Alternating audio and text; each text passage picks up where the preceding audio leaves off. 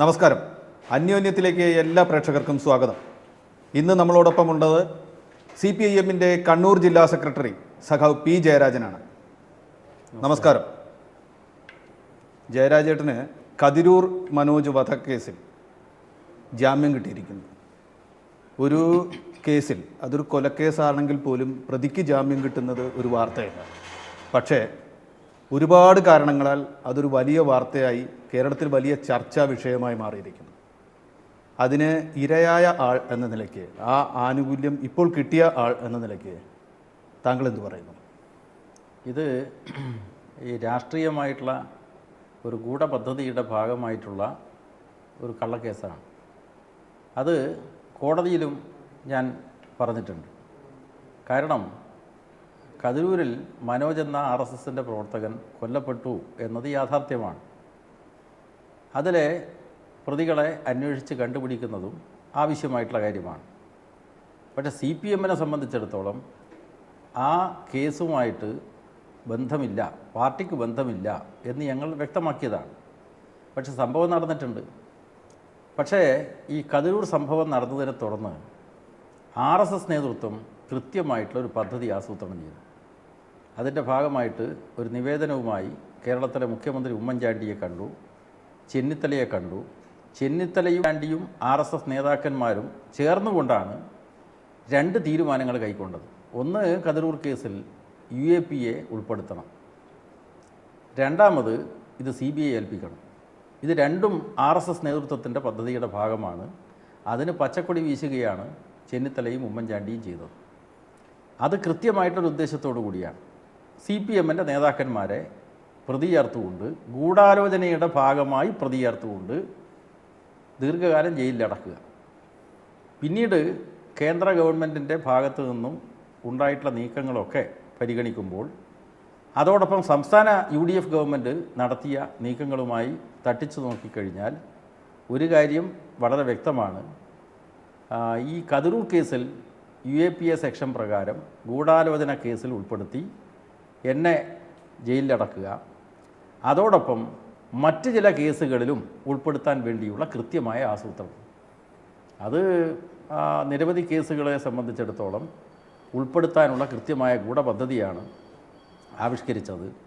ആ പദ്ധതിയാണിപ്പോൾ തലശ്ശേരി സെഷൻസ് കോടതി ഈ കതിരൂർ കേസിൻ്റെ വിശദാംശങ്ങൾ പരിശോധിച്ചുകൊണ്ട് എനിക്ക് നേരെ ചാർജ് ചെയ്തിട്ടുള്ള ഗൂഢാലോചനാ പദ്ധതി യഥാർത്ഥത്തിലുള്ളതാണോ, അതിന് വല്ല തെളിവുമുണ്ടോ എന്ന് പ്രാഥമികമായിട്ട് ഒരു ജാമ്യാപേക്ഷയുടെ അവസരത്തിൽ പരിശോധിച്ചുകൊണ്ട് സെഷൻസ് കോടതി ഇപ്പോൾ വിധി കൽപ്പിച്ചിരിക്കുകയാണ്. തീർച്ചയായിട്ടും ഈ രാഷ്ട്രീയമായിട്ടുള്ള ഗൂഢപദ്ധതിക്ക് ഏറ്റ തിരിച്ചടിയാണ് സെഷൻസ് കോടതിയുടെ ഈ ജാമ്യവിധി. സെഷൻസ് കോടതി ജാമ്യം നൽകുമ്പോൾ ഗൂഢാലോചനയ്ക്ക് എന്താണ് തെളിവ്? ഗൂഢാലോചനയിൽ പങ്കെടുത്തതിന്, ജയരാജൻ പങ്കെടുത്തതിന് എന്താണ് തെളിവ് എന്ന് കോടതി ചോദിക്കുകയുണ്ടായി. അതുമാത്രമല്ല, ഇത്ര കാലവും അന്വേഷിച്ചിട്ട്, 2 കൊല്ലത്തിലേറെ അന്വേഷിച്ചിട്ടും തെളിവ് കിട്ടിയില്ലേ എന്ന് ചോദിക്കുക ഉണ്ടായി. ഇത് രണ്ടും കേസുകളുടെ ചരിത്രത്തിൽ അപൂർവമായ ഒരു സംഭവമായിട്ട് കരുതുന്നുണ്ടോ? ജാമ്യത്തിന് നൽകുന്ന വേളയിൽ തന്നെ കേസിൻ്റെ മെറിറ്റിലേക്ക് പൂർണ്ണമായി കടന്നുകൊണ്ടല്ലെങ്കിലും അത് കോടതിക്ക് പരിഗണിക്കേണ്ടി വരുന്നു. കോടതി ഇത്തരം പരാമർശങ്ങൾ നടത്തേണ്ടി വരുന്നു. ഇതിൽ എന്തെങ്കിലും അസാധാരണത്വം ഉണ്ടോ? തീർച്ചയായിട്ടും അസാധാരണത്വമുണ്ട്. കാരണം ഈ ഗൂഢാലോചനയ്ക്ക് തെളിവായിട്ട് കോടതിയിൽ CBIയുടെ അഭിഭാഷകൻ പറഞ്ഞത്, ഈ സംഭവത്തിന് മാസങ്ങൾക്ക് മുമ്പ് ഈ സംഭവത്തിലെ ഒന്നാം പ്രതി, കേസിലെ ഒന്നാം പ്രതി വിക്രമന് മദ്യമുക്ത ചികിത്സക്ക് ആവശ്യമായിട്ടുള്ള ഉപദേശം നൽകി എന്നതാണ്. ഇവിടെ ക്രൈംബ്രാഞ്ച് നേരത്തെ അന്വേഷിച്ച കേസ്, പിന്നീട് CBI അന്വേഷിച്ച കേസ്, അതിൽ കോടതിയിൽ സമർപ്പിച്ചിട്ടുള്ള മൊഴികളുണ്ട്.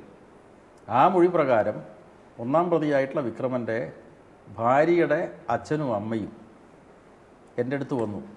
സ്വാഭാവികമായിട്ടും അതിന് കാരണം ഈ മദ്യപാനത്തിന് അടിപ്പെട്ട സ്ഥിതിയാണെന്ന് മനസ്സിലാക്കി അത് ഒരു കുടുംബ പ്രശ്നമായിട്ട്, അത് ദുരന്തമായിട്ട് മാറാതിരിക്കാൻ വേണ്ടി ബാംഗ്ലൂരിലെ നിമാൻസ് ഇൻസ്റ്റിറ്റ്യൂട്ടിൽ പ്രവേശിപ്പിക്കണം എന്ന് ഞാൻ അഡ്വൈസ് ചെയ്തു. എനിക്ക് ഉപദേശം നൽകി. സ്വാഭാവികമായിട്ടും ഒരു പൊതുപ്രവർത്തകൻ്റെ ഉത്തരവാദിത്തമാണ്. അതുകൊണ്ട് മദ്യമുക്തമാക്കി, അക്രമസജ്ജമാക്കി എന്ന നിലക്കുള്ള ഒരു ആരോപണമാണ് എനിക്ക് നേരെ ഉയർത്തിയത്. യഥാർത്ഥത്തിൽ ഈ മദ്യപിച്ച് അക്രമവാസന കാണിക്കുന്ന ആളാണെങ്കിൽ സ്വാഭാവികമായിട്ടും ആരെയെങ്കിലും ആക്രമിക്കാനുണ്ടെങ്കിൽ ഒരു കുപ്പി വിദേശ മദ്യം വാങ്ങിച്ചു കൊടുത്ത് ജീവിക്കുന്നതായിരുന്നില്ലേ നല്ലത്? അപ്പോൾ സാമാന്യ ബോധത്തിന് പോലും നിരക്കാത്ത നിലയിലുള്ള കുറ്റാരോപണമാണ് യഥാർത്ഥത്തിൽ ഈ രാഷ്ട്രീയ ദൗത്യത്തിൻ്റെ ഭാഗമായിട്ട് അന്വേഷണ സംഘം ചെയ്തിട്ടുള്ളത്. അതുകൊണ്ടാണ് കോടതി ഇങ്ങനെ ചോദിക്കേണ്ടി വന്നത്. തീർച്ചയായിട്ടും സ്വാഭാവികമായിട്ടും വസ്തുതകൾ പരിശോധിക്കുന്ന ഏതൊരു സംവിധാനവും ഈ ചോദ്യം ചോദിച്ചിരിക്കും. തലശ്ശേരി സെഷൻസ് കോടതി അത് കൃത്യമായിട്ട് ചോദിച്ചു എന്നതാണ് ഈ കേസിൻ്റെ അപൂർവത. യഥാർത്ഥത്തിൽ ഗൂഢാലോചന കുറ്റം ചുമത്തേണ്ടത് RSSൻ്റെ അഖിലേന്ത്യാ നേതൃത്വത്തിൻ്റെ ചുമലിലാണ്. കോടതിയുടെ പരാമർശം അവർക്കെതിരെയാണ് അപ്പോൾ തിരിയേണ്ടത്. തീർച്ചയായിട്ടും കോടതി ഈ പരാമർശം നടത്തുന്നതിനോടൊപ്പം തന്നെ നടത്തിയ മറ്റ് ഒരു കൂട്ടം പരാമർശങ്ങളുണ്ട്. അത് രാഷ്ട്രീയ കൊലപാതകങ്ങൾ ഉണ്ടാക്കാതിരിക്കുന്നതിൽ രാഷ്ട്രീയ നേതാക്കൾക്ക് ധാർമ്മികമായ ഉത്തരവാദിത്വമുണ്ട്. അതിലവർ പരാജയപ്പെടരുത്. അത് തടയാനുള്ള ഉത്തരവാദിത്വത്തിൽ നിന്ന് അവർ ഒഴിഞ്ഞുമാറരുത്. അങ്ങനെ കണ്ണൂർ നടക്കുന്ന ഒരു സാഹചര്യം ഉണ്ട് എന്ന് കരുതേണ്ടിയിരിക്കുന്നു. കണ്ണൂർ ഒരു രാഷ്ട്രീയ കൊലപാതകങ്ങളുടെ ഒരു കേന്ദ്രമായിട്ട് മാറിയിരിക്കുന്നു എന്നൊക്കെയുള്ള പരാമർശങ്ങളും നടത്തിയിട്ടുണ്ട്. ഒരു രാഷ്ട്രീയ പ്രവർത്തകൻ എന്ന നിലയ്ക്ക് അവിടുത്തെ ആ ഉത്തരവാദിത്വത്തെക്കുറിച്ചുള്ള പരാമർശത്തെ എങ്ങനെ കാണും? അത് ജുഡീഷ്യറിയുടെ ഭാഗമായിട്ട് സതുദ്ദേശപരമായിട്ടുള്ള ഒരു പരാമർശമായിട്ടാണ് ഞാൻ കണക്കാക്കുന്നത്. കാരണം രാഷ്ട്രീയ സംഘർഷങ്ങൾ പാടില്ല. ഓരോരുത്തരും അവരുടെ ആശയത്തിനനുസരിച്ച് പ്രവർത്തിക്കാനുള്ള സ്വാതന്ത്ര്യമുണ്ടാവണം. അതിൽ നിന്ന് വ്യത്യസ്തമായിട്ട് സംഘർഷമുണ്ടാകുന്നു. പക്ഷേ ആ സംഘർഷം കണ്ണൂരിൽ മാത്രമല്ല, ആ സംഘർഷം എവിടെയുണ്ടായാലും ആ സംഘർഷങ്ങൾ അവസാനിപ്പിക്കാൻ നേതൃത്വത്തിന് ഉത്തരവാദിത്വമുണ്ട് എന്ന് കോടതി പറഞ്ഞത് തികച്ചും ശരിയാണ്. പക്ഷേ എന്താണ് യഥാർത്ഥത്തിൽ RSSും CPM തമ്മിലുള്ള സംഘർഷത്തിൻ്റെ അടിസ്ഥാനപരമായിട്ടുള്ള കാരണം? സംഘർഷമുണ്ടാകുന്നത് കണ്ണൂരിൽ മാത്രമല്ല, കേരളത്തിലുടനീളമുണ്ട്. ഇന്ത്യ രാജ്യത്തുടനീളം പല നിലക്കാണ് RSS സമൂഹത്തിൽ നുഴഞ്ഞു കയറാൻ ശ്രമിക്കുന്നത്. അപ്പോൾ കേരളീയ സമൂഹത്തിൻ്റെതായിട്ടുള്ള ചില പ്രത്യേകതകളുണ്ട്, സവിശേഷതകളുണ്ട്. ആ സവിശേഷതകൾ പഠിച്ചുകൊണ്ട് എങ്ങനെ കേരളീയ സമൂഹത്തിൽ നുഴഞ്ഞു കയറാം, ഇതാണ് സംഘപരിവാരത്തിൻ്റെ പദ്ധതി. അതിൻ്റെ ഭാഗമായിട്ട് കഴിഞ്ഞ 40 വർഷത്തിനിടയിൽ കേരളത്തിലൊട്ടാകെ 14 ജില്ലകളാണുള്ളത്. അതിൽ വയനാട് ഒഴികെ 13 ജില്ലകളിലും CPMൻ്റെ പ്രവർത്തകന്മാരെ RSSകാർ കൊലപ്പെടുത്തിയിട്ടുണ്ട്. ഏതാണ്ട് 200-ലധികം പ്രവർത്തകന്മാരെ 40 വർഷത്തിനകം RSSകാർ കൊലപ്പെടുത്തിയിട്ടുണ്ട്. അപ്പോൾ അത് കൃത്യമായിട്ടുള്ള ഒരു ആസൂത്രണ പദ്ധതിയാണ്. ഈ ആക്രമണങ്ങൾ നമ്മുടെ ഏതെങ്കിലും ഒരു പ്രദേശത്തെ ഏതെങ്കിലും ഒരു പ്രസ്ഥാനത്തിൻ്റെ നേതാവ് മാത്രം ആലോചിക്കുന്ന കാര്യമല്ല. അങ്ങനെയാണ് ചില മാധ്യമങ്ങളൊക്കെ ചിത്രീകരിക്കുന്നത്. യഥാർത്ഥത്തിൽ RSSൻ്റെ അഖിലേന്ത്യാ നേതൃത്വം തന്നെ ഇത്തരം ആക്രമ പദ്ധതികൾക്ക് പരിശീലനം കൊടുക്കുന്നുണ്ട്, സാമ്പത്തിക സഹായം നൽകുന്നുണ്ട്. യഥാർത്ഥത്തിൽ കണ്ണൂരിനെ ഒരു കേന്ദ്രമാക്കി എടുത്തുകൊണ്ട്, പരീക്ഷണശാലയാക്കി മാറ്റിക്കൊണ്ട് കണ്ണൂരിൽ CPMൻ്റെ ആളുകളെ ആക്രമിക്കാൻ, കൊലപ്പെടുത്താൻ ഒക്കെ അഖിലേന്ത്യാ നേതൃത്വം സാമ്പത്തിക സഹായം നൽകിയിട്ടുണ്ട്. അത് സംബന്ധിച്ച റിപ്പോർട്ടുകൾ പുറത്തു വന്നിട്ടുണ്ട്. കണ്ണൂർ പീഡിത സഹായ നിധി എന്ന് പറഞ്ഞിട്ട് പണം മറ്റ് സംസ്ഥാനങ്ങളിലെ RSS ഘടകങ്ങളിൽ നിന്ന് വിശ്വവിഭാഗം എന്ന് പറയുന്ന മറ്റ് രാജ്യങ്ങളിലെ RSSകാർ സാമ്പത്തികമായിട്ട് സഹായമടക്കം കൊടുക്കുന്നുണ്ട്. യഥാർത്ഥത്തിൽ ഗൂഢാലോചന കുറ്റം ചുമത്തേണ്ടത് RSSൻ്റെ അഖിലേന്ത്യാ നേതൃത്വത്തിൻ്റെ ചുമലിലാണ്. കോടതിയുടെ പരാമർശം അവർക്കെതിരെയാണ് അപ്പോൾ തിരിയേണ്ടത്. തീർച്ചയായിട്ടും.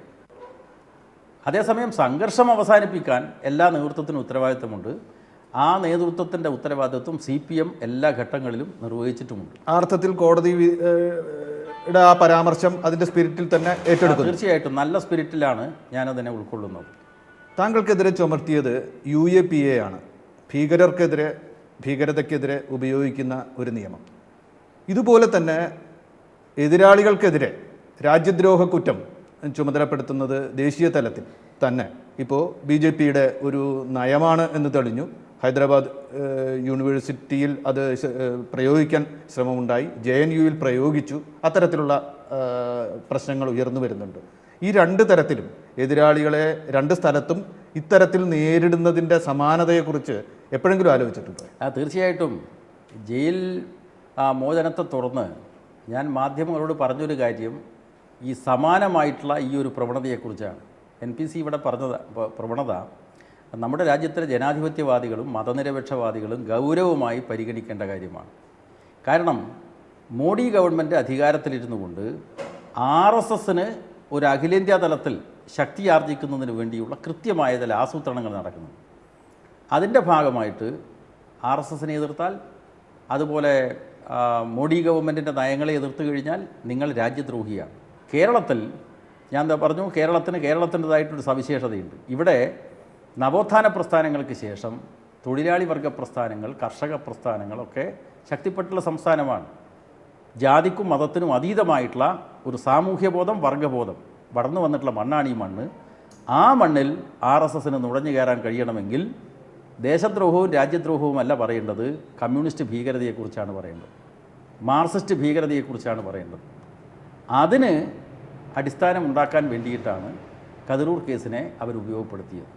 പറഞ്ഞാൽ CPMകാർ ഭീകരന്മാരാണ്.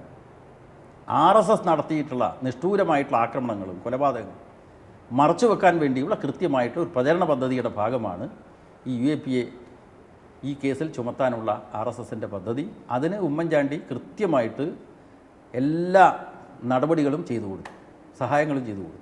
4 തവണ എൻജിയോപ്ലാസ്റ്റി നടത്തിയിട്ടുള്ള ജയരാജന് ഹൃദയമുണ്ടോ എന്നടക്കം ചിലർ പരിഹസിച്ചിട്ടുണ്ട്. അതൊക്കെ അവരുടെ CPM വിരോധത്തിൻ്റെ ഭാഗമായിട്ട് മാത്രമേ കാണൂ. ജാമ്യം കിട്ടി പുറത്തു വന്നു. പക്ഷെ അതിനു മുമ്പ് 41 ദിവസം CBIയുടെ കസ്റ്റഡിയിലായിരുന്നു സാങ്കേതികമായിട്ട്. ആ കസ്റ്റഡി ദിവസങ്ങളിലേക്ക് തിരിഞ്ഞു നോക്കിയാൽ എന്ത് പറയാനുണ്ട്? തീർച്ചയായിട്ടും ഞാൻ മുമ്പ് ജയിലിൽ കടന്നിട്ടുണ്ട്. സമരങ്ങളുടെ ഭാഗമായി, പ്രക്ഷോഭത്തിൻ്റെ ഭാഗമായി ആ ജയിലിൽ കഴിഞ്ഞ അത്തരം അവസരങ്ങളിൽ നിന്നും തികച്ചും വ്യത്യസ്തമായിട്ടുള്ള അനുഭവമാണ് ഇപ്പോൾ ഉണ്ടായത്. എന്തായിരുന്നു വ്യത്യാസം? പൂർണ്ണമായ നിരീക്ഷണം എന്ന് പറഞ്ഞാൽ ഞാൻ തീർച്ചയായിട്ടും നിങ്ങളെല്ലാം മനസ്സിലാക്കിയതുപോലെ 4 തവണ എൻജിയോപ്ലാസ്റ്റിക്ക് വിധേയമായിട്ടുള്ള, ഹൃദയ ശസ്ത്രക്രിയയ്ക്ക് വിധേയമായിട്ടുള്ള ഒരാളാണ്. നിരവധി രോഗങ്ങൾ എന്നെ എനിക്ക് അഭിമുഖീകരിക്കേണ്ടി വരുന്നുണ്ട്. അത്തരമൊരു സാഹചര്യത്തിൽ എന്നെ ജയിൽ ആശുപത്രിയിലാണ് അഡ്മിറ്റ് ചെയ്തത്. ആ ജയിൽ ആശുപത്രിയിൽ മറ്റ് തടവുകാർ വരുന്നത്, വാർഡന്മാർ വരുന്നത് ഒക്കെ കർശനമായ നിരീക്ഷണത്തിന് വിധേയമായി തടഞ്ഞു. ആരുമായിട്ടും ബന്ധപ്പെടാൻ വേണ്ടി പാടില്ല എന്ന നിലപാടാണ് യഥാർത്ഥത്തിൽ ജയിലധികൃതർ സ്വീകരിച്ചത്. അത് കൃത്യമായിട്ട് കേരളത്തിലെ UDF ഗവൺമെൻറ്റിൻ്റെ പദ്ധതിയുടെ ഭാഗമായിട്ടാണ്. എന്ന് പറഞ്ഞാൽ മാനസികമായിട്ട് പീഡിപ്പിക്കുക എന്ന കൃത്യമായ ആസൂത്രണം തന്നെയാണ് ഇക്കാര്യത്തിൽ നടന്നതായി ഞാൻ സംശയിക്കുന്നത്. ഇതോടൊപ്പം ആ കസ്റ്റഡി ദിവസങ്ങളിൽ പല മാധ്യമങ്ങളും റിപ്പോർട്ട് ചെയ്ത ഒരു കാര്യം, ചോദ്യം ചെയ്യൽ വേളയിൽ ജയരാജൻ അതുമായി സഹകരിക്കുന്നില്ല, വേണ്ട പോലെ സഹകരിക്കുന്നില്ല. അതുകൊണ്ട് സ്വന്തം കസ്റ്റഡിയിൽ തന്നെ പൂർണ്ണമായും വാങ്ങി ഉള്ള ചോദ്യം ചെയ്യൽ തന്നെ നടത്തണം, മറ്റുള്ളവരുടെ സാന്നിധ്യം നീക്കി നിർത്തിക്കൊണ്ടുള്ള ചോദ്യം ചെയ്യൽ തന്നെ വേണം എന്നൊക്കെയുള്ള നിലപാടിലേക്ക് CBI എത്തിയിരിക്കുന്നു. അതാണ് CBIയുടെ ആവശ്യം. അതായിരിക്കും CBI ഇനി കോടതിയിൽ ആവശ്യപ്പെടുന്നത് എന്നൊക്കെയുള്ള വാർത്തകൾ വന്നിരുന്നു. അങ്ങനെ ഒരു ആവശ്യം CBIക്ക് തോന്നാൻ ഇടവന്നോ? അല്ല, CBI ഞാൻ നേരത്തെ പറഞ്ഞ രാഷ്ട്രീയ ദൗത്യമാണല്ലോ നിർവഹിച്ചത്. അതിൻ്റെ ഭാഗമായി CBIക്ക് പൂർണ്ണമായിട്ടും കസ്റ്റഡിയിൽ കിട്ടണം എന്നവർ കോടതിയിൽ അപേക്ഷിച്ചു. പക്ഷേ കോടതി എൻ്റെ അസുഖാവസ്ഥയും കാര്യങ്ങളൊക്കെ പരിഗണിച്ചുകൊണ്ട് എൻ്റെ ആരോഗ്യസ്ഥിതി മെച്ചമാണോ അല്ലെങ്കിൽ ആരോഗ്യസ്ഥിതി അതിന് അനുയോജ്യമാണോ എന്നത് കോടതി പരിശോധിച്ചു. അതെല്ലാം കോടതിക്ക് ബോധ്യപ്പെട്ടതിൻ്റെ അടിസ്ഥാനത്തിലാണ് CBIക്ക് പൂർണ്ണമായിട്ട് കസ്റ്റഡി വിട്ടുകൊടുക്കാതിരുന്നത്. എവിടെയാണോ ജയരാജൻ ഇപ്പോൾ ഉള്ളത്, ഒന്നുകിൽ ആശുപത്രി അല്ലെങ്കിൽ ജയിൽ, അവിടെ വെച്ച് ചോദ്യം ചെയ്യണം. ആ ചോദ്യം ചെയ്യൽ വേളയിൽ സഹകരിക്കാത്ത പ്രശ്നമുണ്ടായോ? ഇല്ല. എന്ന് മാത്രമല്ല, CBI യഥാർത്ഥത്തിൽ ഇല്ലാ കഥ പ്രചരിപ്പിക്കുകയാണ് ചെയ്തത്. ഞാൻ ബഹുമാനപ്പെട്ട കോടതിയിൽ തന്നെ ഒരു പരാതി പറഞ്ഞത് മാധ്യമങ്ങളിൽ വന്നല്ലോ. അതായത് സാധാരണഗതിയിൽ ഒരു അന്വേഷണ സംഘം ചോദ്യം ചെയ്തു കഴിഞ്ഞാൽ ആ ചോദ്യം ചെയ്യലിൻ്റെ ഭാഗമായി പ്രതിയിൽ നിന്ന് കിട്ടിയിട്ടുള്ള മൊഴികൾ അത് രഹസ്യമായിട്ട് വെക്കേണ്ടതാണ്. അത് മാധ്യമങ്ങൾക്ക് ചോർത്തി കൊടുക്കുകയാണ് അന്വേഷണ സംഘം ചെയ്തത്. അപ്പോൾ അവർ കൃത്യമായിട്ട് രാഷ്ട്രീയ ദൗത്യമാണ് നിർവഹിച്ചത് എന്ന് ഒരിക്കൽ കൂടി ബോധ്യമായി. ഇതോടൊപ്പം തന്നെ ഉയർന്നു വരുന്നൊരു പ്രശ്നം, UDFൻ്റെ പല നേതാക്കളും പറയുന്നുണ്ടായിരുന്നു, ജയരാജൻ്റേത് കള്ളരോഗമാണ്. ഇപ്പോൾ അറസ്റ്റ് ചെയ്യാൻ ഉള്ള സാഹചര്യം ഒരുങ്ങുമ്പോൾ ഉണ്ടാക്കിക്കൊണ്ടുവരുന്ന ഒരു രോഗമാണ് എന്ന് പല പ്രസംഗവേദികളിലൊക്കെ ഉന്നയിക്കുക ഉണ്ടായി. ഒപ്പം തന്നെ ജനങ്ങൾക്കും ഒരു പക്ഷേ CPIMൻ്റെ കണ്ണൂർ പോലെ ഉള്ള ശക്തമായ സംഘടനാ പ്രവർത്തനങ്ങളുള്ള ഒരു ജില്ലയുടെ പാർട്ടിയുടെ അമരക്കാരനായിരിക്കുന്ന ഒരു നേതാവ്, നിരന്തരം പൊതുപരിപാടികളിൽ പങ്കെടുത്തുകൊണ്ടിരിക്കുന്ന, പൊതുജീവിതം വിടവുകൾ ഇല്ലാതെ നിറവേറ്റിക്കൊണ്ടിരിക്കുന്ന ഒരു നേതാവ്, അദ്ദേഹത്തിന് ഗുരുതരമായ അസുഖങ്ങളുള്ള ഒരാളാണ് എന്ന് വരുമ്പോൾ പെട്ടെന്ന് കേൾക്കുമ്പോൾ ഉൾക്കൊള്ളാനുള്ളൊരു പൊരുത്തക്കേടും ആളുകൾക്ക് ഉണ്ടാകും. താങ്കളുടെ രോഗത്തെക്കുറിച്ചൊന്ന് വിശദീകരിച്ചാൽ എന്തു പറയും? അതായത് ഈ രാഷ്ട്രീയ പ്രവർത്തനത്തിൻ്റെ ഭാഗമായിട്ടാണല്ലോ 1999 എൻ്റെ ഇടത് കൈക്ക് പെരുവിരൽ നഷ്ടപ്പെട്ടത്, വലത് കൈയുടെ വിരലുകൾ ചലിക്കാത്ത നിലയുണ്ടായത്. അതുവരെ അത്രയല്ലോ തിരിച്ചു. അതെ, അതുവരെ ഈ കൈ കൊണ്ടാണ് ഭക്ഷണം കഴിച്ചിരുന്നത്. ഇപ്പോൾ 99 ശേഷം 10-17 വർഷക്കാലത്തോളം എനിക്ക് ഭക്ഷണം കഴിക്കാൻ വേണ്ടി പോലും ഇടത് കൈയെ ആശ്രയിക്കണം. ഇടത് കൈ മാത്രം പോരാ, സ്പൂണ് വേണം. അപ്പോൾ ഏറ്റവും വലിയ അനാരോഗ്യ പ്രശ്നം അത് തന്നെയാണല്ലോ. ഈ കൈയുടെ മാത്രമല്ല, എനിക്ക് നട്ടലിന് പരിക്ക് പറ്റിയിട്ടുണ്ട്. അന്ന് RSSകാർ തിരുവോണ ദിവസം വീട്ടിൽ കയറി നടത്തിയ ആക്രമണത്തിൻ്റെ ഫലമായിട്ട് 17 പരിക്കുകൾ എൻ്റെ ശരീരത്തിലുണ്ട്.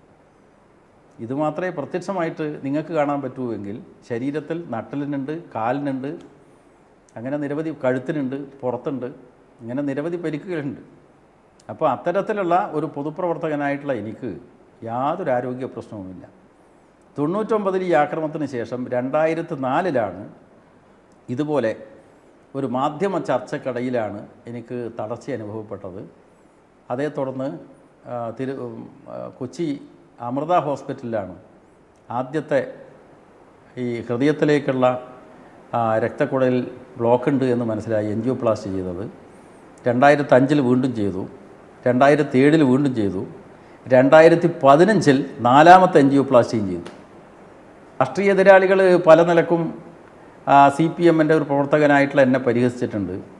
ഈ ഹൃദയത്തിന് ഇത്രയും വലിയ അസുഖമുള്ള ആൾക്ക് ഹൃദയമുണ്ടോ, 4 തവണ എൻജിയോപ്ലാസ്റ്റി നടത്തിയിട്ടുള്ള ജയരാജന് ഹൃദയമുണ്ടോ എന്നടക്കം ചിലർ പരിഹസിച്ചിട്ടുണ്ട്. അതൊക്കെ അവരുടെ CPM വിരോധത്തിൻ്റെ ഭാഗമായിട്ട് മാത്രമേ കാണുന്നുള്ളൂ. അതിനെ സംബന്ധിച്ച് എനിക്ക് യാതൊരു ആക്ഷേപവുമില്ല. കാരണം ഞാൻ പ്രതിനിധാനം ചെയ്യുന്ന രാഷ്ട്രീയത്തോട് വിരോധമുള്ള ആളുകൾ പല നിലക്കും എന്നെ ആക്ഷേപിക്കാൻ ശ്രമിക്കുന്നുണ്ട്. അതിൻ്റെ ഭാഗമായിട്ട് മാത്രമേ ഞാൻ അതിനെ കണക്കാക്കുന്നുള്ളൂ. പക്ഷേ ബഹുമാനപ്പെട്ട കോടതിക്ക് കാര്യം കൃത്യമായി ബോധ്യപ്പെട്ടല്ലോ. 3 ദിവസം പൂർണ്ണമായിട്ട് കസ്റ്റഡി വേണം എന്ന നിലപാടിനെ കോടതി തള്ളിയത് എൻ്റെ ആരോഗ്യ പ്രശ്നങ്ങൾ ശരിയായി വിലയിരുത്തിയതിൻ്റെ അടിസ്ഥാനത്തിലാണ്. കേരളത്തിലെ കമ്മ്യൂണിസ്റ്റ് പാർട്ടിയുടെ സുശക്തമായിട്ടൊരു ഘടകമാണ് കണ്ണൂർ ജില്ലയിലെ പാർട്ടി. അതിൻ്റെ സെക്രട്ടറിയാണ് ഞാൻ. അപ്പോൾ ആ ഉത്തരവാദിത്വമാണ് ഏറ്റവും വലിയ ഉത്തരവാദിത്വം എന്നാണ് ഞാൻ കരുതുന്നത്. കേരളത്തിൽ നിയമസഭാ തെരഞ്ഞെടുപ്പ് വരാൻ പോവുകയാണ്. താങ്കളെ ഈ കേസിൽ അകപ്പെടുത്തിയത് പോലും UAPA ചുമത്തിയത് പോലും പിടിച്ചത് അടക്കം ഈ തെരഞ്ഞെടുപ്പിൻ്റെ പശ്ചാത്തലത്തിൽ കൂടിയാണെന്ന് CPIM ആരോപിച്ചിട്ടുണ്ട്. അതോട് ചേർത്ത് വെച്ചുകൊണ്ട് ചോദിക്കുകയാണ്, പല മാധ്യമങ്ങളിലും അതുപോലെ തന്നെ സാമൂഹ്യ മാധ്യമങ്ങളിലുമൊക്കെ വലിയ ചർച്ചാ വിഷയമായി മാറിയിരിക്കുന്നത് താങ്കൾ കണ്ണൂർ ജില്ലയിൽ നിയമസഭാ തെരഞ്ഞെടുപ്പിൽ മത്സരിക്കാൻ പോകുന്നു എന്ന് പറഞ്ഞുകൊണ്ടാണ്. അത്തരത്തിലുള്ള ഒരു കരുനീക്കം മുൻകൂട്ടി നടത്തിയതാണ് കാരായി സഹോദരന്മാരെ മത്സരിപ്പിച്ചത് എന്നുപോലും വ്യാഖ്യാനിക്കുന്ന സൈബർ നിരീക്ഷകർ ഒക്കെ ഉണ്ട്. ഒരു കമ്മ്യൂണിസ്റ്റ് കേഡറിനോട് വരാൻ പോകുന്നൊരു തെരഞ്ഞെടുപ്പിൽ സ്ഥാനാർത്ഥിയാകുമോ എന്ന് ചോദിക്കുന്നത് അർത്ഥശൂന്യമാണ് എന്നെനിക്കറിയാം. എങ്കിലും ഈ ഒരു പ്രചാരണം നാട്ടിൽ പരക്കെ നടക്കുമ്പോൾ ക്യാമറയെ ഒരു ദീർഘ അഭിമുഖത്തിന് അഭിമുഖീകരിക്കുമ്പോൾ അത് ഉയർന്നു വരണമല്ലോ ആ പ്രശ്നം. അതുകൊണ്ട് ചോദിക്കുകയാണ്, എന്തെങ്കിലും ഈ പ്രചാരണം മുൻനിർത്തി പറയാനുണ്ടോ? അല്ല, ഒരു കമ്മ്യൂണിസ്റ്റ് പാർട്ടി പ്രവർത്തകൻ എന്ന നിലക്ക് പാർട്ടി ഏൽപ്പിക്കുന്ന ചുമതല എന്താണോ അത് നിർവഹിക്കുക. ഒരു പാർട്ടി പ്രവർത്തകനെ സംബന്ധിച്ചിടത്തോളം പാർലമെൻ്ററി രംഗത്ത് പ്രവർത്തിക്കാൻ ആരെല്ലാം വേണം എന്നത് പാർട്ടി കമ്മിറ്റികളാണ് തീരുമാനിക്കുക. വ്യക്തിപരമായിട്ട് ഓരോരുത്തരും തീരുമാനിക്കലല്ലോ. കേരളത്തിലെ കമ്മ്യൂണിസ്റ്റ് പാർട്ടിയുടെ സുശക്തമായിട്ടൊരു ഘടകമാണ് കണ്ണൂർ ജില്ലയിലെ പാർട്ടി.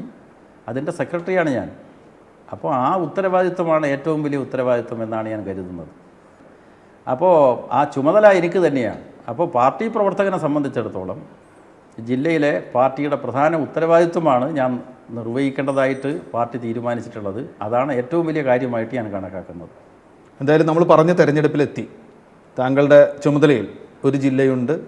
അത് രാഷ്ട്രീയ കേരളം ഉറ്റുനോക്കുന്ന, പല കാരണങ്ങളാൽ ഉറ്റുനോക്കുന്ന ഒരു ജില്ല കൂടിയാണ്. കണ്ണൂർ ജില്ലയിലെ ഇത്തവണത്തെ തെരഞ്ഞെടുപ്പ് വിധിയെക്കുറിച്ച് നേരത്തെ എന്തെങ്കിലും പറയാനുണ്ടോ? പലപ്പോഴും അത്ഭുതങ്ങൾ കാത്തുവെക്കുന്ന എന്തെങ്കിലും പല തെരഞ്ഞെടുപ്പിലും കണ്ണൂർ ജില്ല കാഴ്ചവെച്ചിട്ടുണ്ട്. ആ തരത്തിൽ എന്തെങ്കിലും ഒക്കെ തെരഞ്ഞെടുപ്പ് ഫലത്തിന് ഇത്തവണ പ്രത്യേകതകളുണ്ടാകുമോ? ഇത്തവണത്തെ തെരഞ്ഞെടുപ്പ് പോരാട്ടം രാജ്യത്തിൻ്റെ രാഷ്ട്രീയത്തിലും കേരളത്തിൻ്റെ രാഷ്ട്രീയത്തിലും പ്രധാനപ്പെട്ട ഒന്നാണ്. കാരണം അങ്ങനെ ഒരു കലങ്ങി മറിഞ്ഞ ദേശീയ രാഷ്ട്രീയ സാഹചര്യത്തിൽ കേരളത്തിൽ LDF അധികാരത്തിൽ വന്നേ മതിയാവും. കേരളത്തിൻ്റെ ഭാവിക്കു വേണ്ടി നമ്മുടെ മഹത്തായ പാരമ്പര്യങ്ങൾ സംരക്ഷിക്കുന്നതിന് വേണ്ടി LDF കേരളത്തിൽ അധികാരത്തിൽ വന്നേ മതിയാകും. അതിൽ കണ്ണൂർ ജില്ല പ്രധാനപ്പെട്ട പങ്ക് വഹിക്കും. തീർച്ചയായിട്ടും അത്തരമൊരു തെരഞ്ഞെടുപ്പ് പോരാട്ടത്തിൽ എനിക്ക് വ്യക്തിപരമായി പങ്കെടുക്കാനുള്ള പരിമിതി ഇതിൻ്റെ ഭാഗമായിട്ട് വരുന്നുണ്ട്. തെരഞ്ഞെടുപ്പ് കഴിയുന്നവരെ എനിക്ക് ജില്ലയിൽ പ്രവേശിക്കാൻ പറ്റില്ല. പക്ഷേ അതൊന്നും ആ ജില്ലയിലെ പ്രസ്ഥാനത്തിൻ്റെ കരുത്ത് ചോർത്തിക്കളയില്ല. എന്നെ എന്തിനാണോ ഈ കേസിൽ പ്രതിയാക്കി ഇത്തരത്തിൽ ജയിലിലിട്ടത് എന്നൊക്കെ ജനങ്ങൾ മനസ്സിലാക്കിയിട്ടുണ്ട്. തീർച്ചയായിട്ടും റബ്ബർ പന്തിനേറ്റ അടിയെപ്പോലെ എല്ലാ കാലത്തും പാർട്ടിക്കെതിരായിട്ട് കടന്നാക്രമണം വരുമ്പോൾ പാർട്ടി അതിശക്തമായിട്ട് ഉയർന്നു പൊങ്ങും. അതേപോലെ ഈ കടന്നാക്രമണത്തെ പ്രതിരോധിക്കത്തക്ക നിലയിലുള്ള ഒരു ജനവിധി കണ്ണൂരിലെ എല്ലാ മണ്ഡലങ്ങളിലും ഉണ്ടാകും എന്നാണ് ഞാൻ കണക്കാക്കുന്നത്. ഇപ്പോൾ ജാമ്യത്തിലാണ്. കസ്റ്റഡിക്ക് കോടതി തന്ന ഒരു ഇടവേളയാണത്. ആ ജാമ്യം തന്നെ സുപ്രീം കോടതിയിൽ ചോദ്യം ചെയ്യാൻ ഒരുങ്ങി നിൽക്കുകയാണ് CBI. അപ്പോൾ തീർച്ചയായും താങ്കളുടെ ദുരനുഭവം, പീഡാനുഭവമാണെങ്കിൽ അങ്ങനെ അതിൻ്റെ കാലം അവസാനിച്ചു എന്ന് പറയാറായിട്ടില്ല. മരണം വരെ മുന്നിൽ കണ്ട ജീവിതാനുഭവങ്ങൾ മുമ്പുണ്ടായിട്ടുണ്ട്. ഇപ്പോൾ ഇങ്ങനെ ഒരു അനുഭവം കൂടി ഉണ്ട്. ഈ അനുഭവത്തെ എല്ലാം നേരിട്ടുകൊണ്ട് ജയരാജൻ എന്ന വ്യക്തി, ജയരാജൻ എന്ന കമ്മ്യൂണിസ്റ്റുകാരൻ ഈ ഘട്ടത്തിൽ നിൽക്കുമ്പോൾ അദ്ദേഹത്തിൻ്റെ അനുയായികളോട്, അദ്ദേഹത്തെ താല്പര്യത്തോടെ ഉറ്റുനിൽക്കുന്നവരോട്, ഒരു പക്ഷേ എതിരാളികളോട് വരെ ഞങ്ങളുടെ ക്യാമറയിലൂടെ എന്തായിരിക്കും പറയുക? അതായത് ഒരു കമ്മ്യൂണിസ്റ്റ് പാർട്ടി പ്രവർത്തകനെ സംബന്ധിച്ചിടത്തോളം നേരത്തെ NPC പറഞ്ഞതുപോലെ നിലവിലുള്ള സാമൂഹ്യ സാമ്പത്തിക സംവിധാനക്രമത്തെ മാറ്റി തീർക്കാൻ ശ്രമിക്കുന്നവരാണ്. അപ്പോൾ സ്വാഭാവികമായിട്ടും ഭരണകൂടത്തിൻ്റെ ഭാഗത്തു നിന്നും ശക്തമായിട്ടുള്ള എതിർപ്പുകൾ, കടന്നാക്രമണങ്ങളൊക്കെ ഉണ്ടാവും.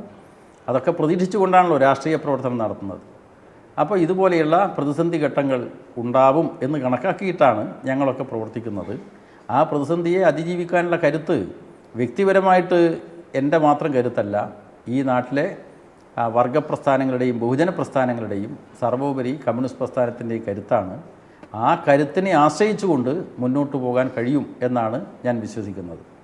പിന്നെ CBI ഞങ്ങളിങ്ങനെ അപ്പീൽ പോകും, ജാമ്യ വ്യവസ്ഥക്കെതിരായിട്ട് അപ്പീൽ കൊടുക്കും എന്നൊക്കെ പറയുന്നത് അവരകപ്പെട്ട അങ്ങേയറ്റം പ്രതിസന്ധി നിറഞ്ഞ അവസ്ഥയിൽ നിന്നും രക്ഷപ്പെടാനുള്ള ശ്രമത്തിൻ്റെ ഭാഗമാണ്. അവരുടെ ജാള്യത മറച്ചു വെക്കാൻ വേണ്ടിയുള്ള ശ്രമത്തിൻ്റെ ഭാഗമാണ്.